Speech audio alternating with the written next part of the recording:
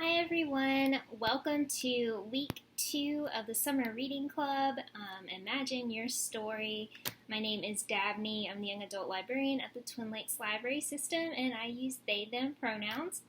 So if you're joining us today for our craft day, we are going to be making a cardboard sword, and specifically we're going to be making a Minecraft sword. This one is like really easy to do. It doesn't really require a lot of materials, but as I am doing some of the more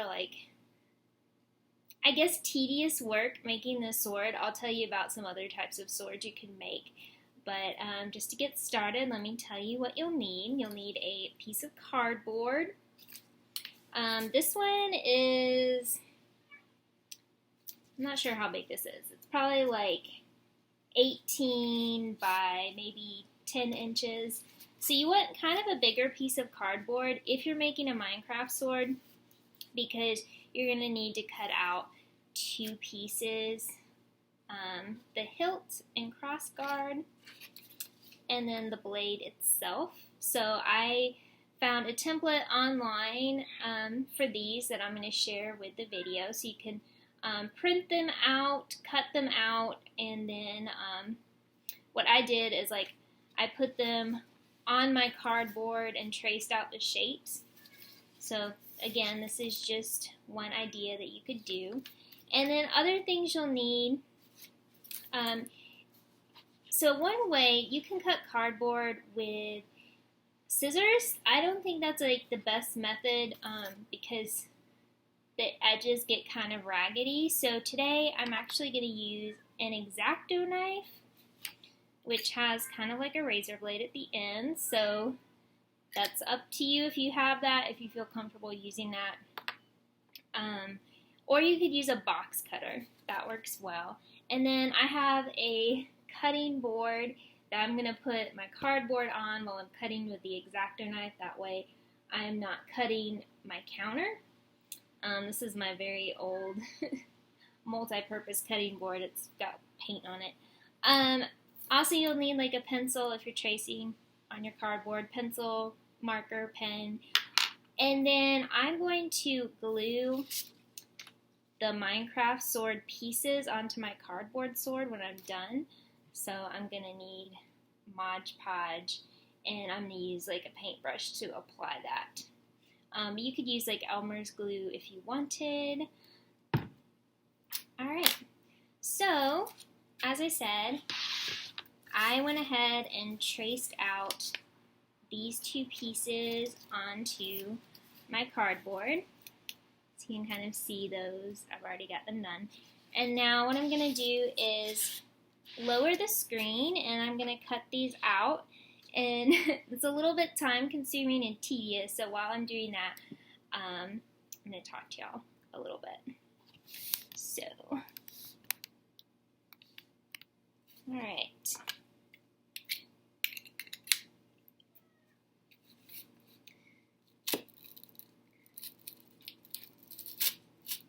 So cutting these, you're just following the lines.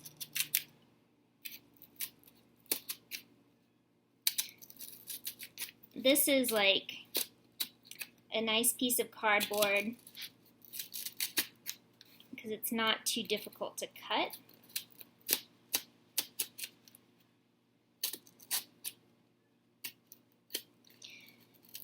And I'm using cardboard, but you could also use foam board.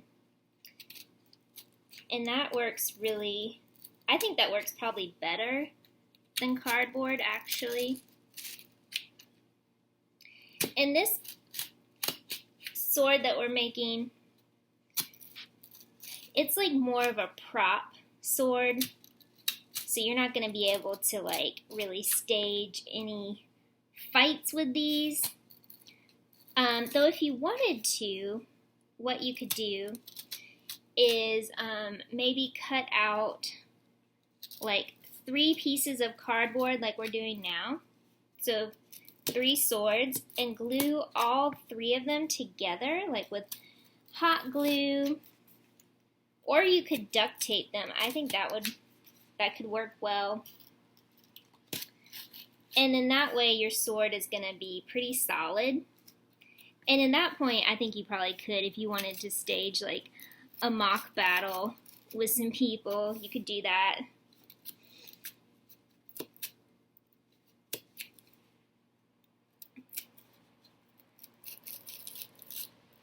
One thing I've noticed with cardboard is you've got the grain inside the cardboard. So the grain is going like this way. And sometimes that can make cutting a little messy. Like right here, when you're cutting across that grain, it's not the best. Okay, almost got this piece done.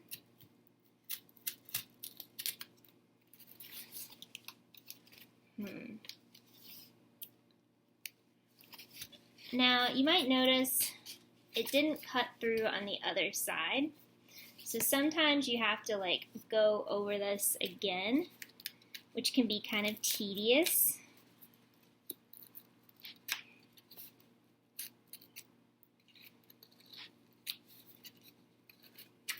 And I'm kind of going fast with this.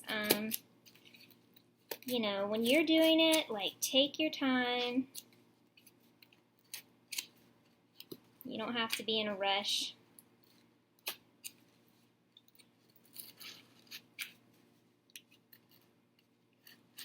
Also, if you're cutting with scissors, obviously you're not going to have to do this, you know, doing multiple passes.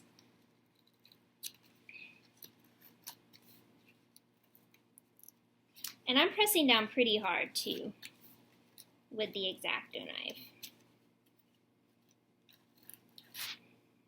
which is why it's good to have like the cutting board. Okay, so this time around you can see it did cut through, so that's good.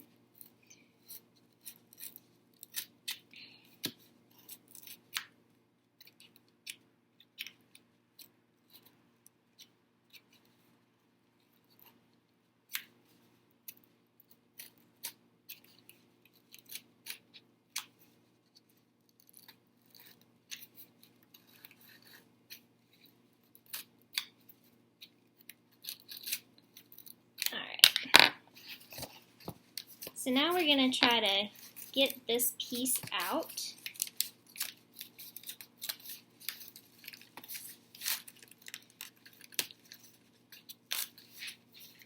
This cardboard, some cardboard is different. This kind is kind of flimsy. So like I said, this is going to be more of like a prop piece than like a functional sword. And you can kind of like, you can go through like with scissors if you want and trim up the edges. So we've got our first piece here. And really quick, I'm going to give you all the code for today's video that if you are doing the Teens Virtual Summer Programs Challenge in Beanstack, you can put in this code to complete the activity. So your code is STING. So write that down, put this into Beanstack. We're going to talk about STING in a second. Alright, moving back, going to cut out the blade.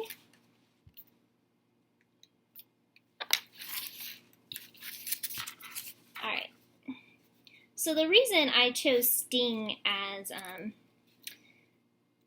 the code for today is because one of like my favorite swords from like books is Sting, which is the sword in The Hobbit and Lord of the Rings. So if you've never read the books or watched the movies, I would say do it. You know, summer reading club, read The Hobbit, read Lord of the Rings. They're great. The Hobbit is definitely geared towards younger audiences. Like, I think it's shelved. I mean, The Hobbit gets shelved a lot of places, but it was written for children. J.R.R. Tolkien, the author, wrote it for his sons when they were little. So if you read it, it's like more child friendly. But anyways, in it, Bilbo Baggins, who is a hobbit, this is set, by the way, in a fictional fantasy world called Middle Earth, and the hobbits are they're a type of race that lives in this world, and they're kind of like, they're a lot like humans. They're shorter. I don't think they get to be above like 4 feet tall. They're pretty short, like really small. And then they have some other traits that make them different. But anyways, Bilbo is a hobbit, and he gets recruited to go on this quest. So Gandalf the wizard comes and recruits him to join Thorin Oakenshield and a group of, I believe it's 12 dwarves altogether. Anyways, they are going to reclaim their homeland, which is located in the Lonely Mountain. And in ages past, a dragon named Smaug came and like killed their people and stole their home. So they're like, we are finally going to go back and kill the dragon and take back our home. And Bilbo is hired to be a burglar, which is hilarious because when the story begins, Bilbo doesn't really have like an adventurous bone in his body. Like, he just wants to stay home and, you know, eat food and chill out and have a good time. He's not interested in this quest. However, the dwarves kind of like insult him and say like, oh, he's not up to the challenge. And he's like, well, you know what? I'm going to show you. So he joins their quest as the burglar. And The Hobbit is about his adventures on this quest. Lots of things happen to him. And at one point, he earns the sword named Sting, which is actually a really small, it's not like a proper sword, I guess you'd say, because it's small and it's very suited to him. But the cool thing about it is it was made by the elves, and the blade of the sword turns blue whenever enemies are close, like specifically goblins and orcs. And later, as you'll find out in The Lord of the Rings, I believe it's also sensitive to like ring wraiths, which are very scary. So yeah, Sting is a really cool sword from fiction. And I'm going to link a tutorial that this kid did where he made a cardboard version of Sting. And I think he does a really great job in that video showing you how you could make it. And kind of just also giving you a template for making other swords. So if you're on YouTube, you can look up all kinds of sword tutorials for cardboard swords. I saw one for like making Excalibur, which is King Arthur's sword. And if some of y'all are like gamers, video gamers, you know, I would say like if there's a sword that you really like from a video game, or if you like a sword from an anime or whatever, if you just search, you know, some tutorials on that, you could probably find them. I go to some anime and like sci-fi conventions, so Anime Week in Atlanta, MomoCon, DragonCon, and you'll see people there with amazing props that they've made, swords and other weapons. So there's definitely like tutorials and things out there you could look up. All right. So here is the blade part. So now I'm going to move the camera back down, and I'm going to glue the paper pieces on here.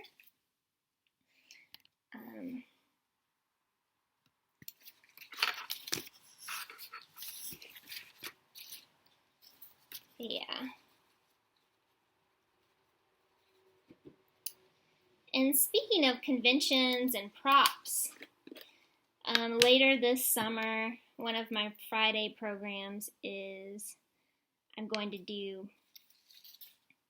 a program on cosplay, which if you've never done cosplay or you've never heard of it, I'm not going to go too much into it right now because I want to talk about it more later. But essentially, it's where you are dressing up as like a character you like. And, you know, that could be from anything. I've seen people cosplay as like memes even. And this is like, you might be like, oh, well, that's just like Halloween. No, it's more than Halloween because people get all into it. And some, you know, cosplayers I follow like on Instagram, they're just amazing. Like they make wigs, they get the makeup done, they make all the costumes and props, and then they have people come and they take really cool pictures of them. It's really cool.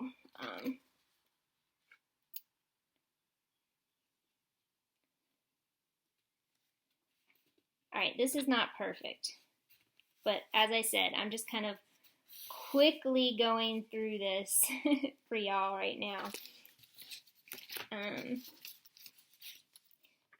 But anyways, if you were just doing a, like, I don't know how, I know people probably do cosplay as like Minecraft characters and stuff, so this could be part of your cosplay. Or yes, if you want to do a Halloween costume with Minecraft, you could do this. This could just be something like, you know, you just want to have this in your room to display it. That is totally cool as well.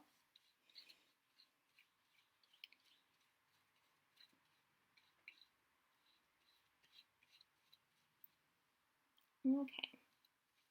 And again, I'm using Mod Podge right now and just trying to get a nice coat on here.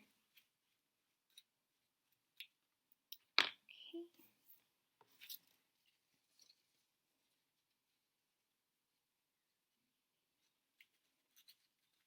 Now, ideally, if you had a big enough piece of cardboard, you could do this sword all as one piece and not two pieces.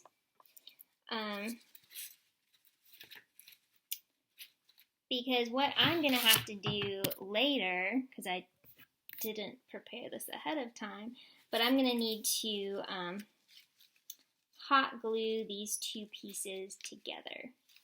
But for right now, at least you can see. Ta-da! And you could also print out like 2 sets of the paper. I don't know what this is called. But yeah, 2 sets of like the instructions or whatever, and then you could glue it to the other side so you can have both sides done, and that'll look good. The website I got these from had other color swords as well, or if you want to, you could just, you know, cut out the sword and paint it a different way, color it a different way. It doesn't have to be a Minecraft sword. Yeah, that is our craft for today. And again, I'm going to have lots of resources linked to other sword tutorials if you want to look into them, but hopefully you can make something cool, and if you do, please let us know. We'd love to see it. But yeah, see y'all next time. Bye.